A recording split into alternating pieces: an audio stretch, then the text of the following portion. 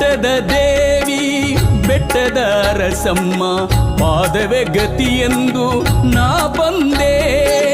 ಕಲಿಯುಗ ಮಾತೆ ಮಂಗಳದಾತೆ, ಕಲಿಯುಗ ಮಾತೆ ಮಂಗಳದಾತೆ, ಕರುಣೆಯ ತೋರಮ್ಮ ನನ್ನ ಮೊರೆಯನು ಕೇಳಮ್ಮ,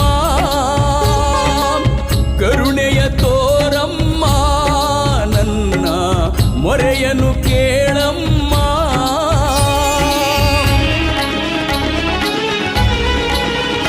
ಅಮ್ಮ ಅಮ್ಮ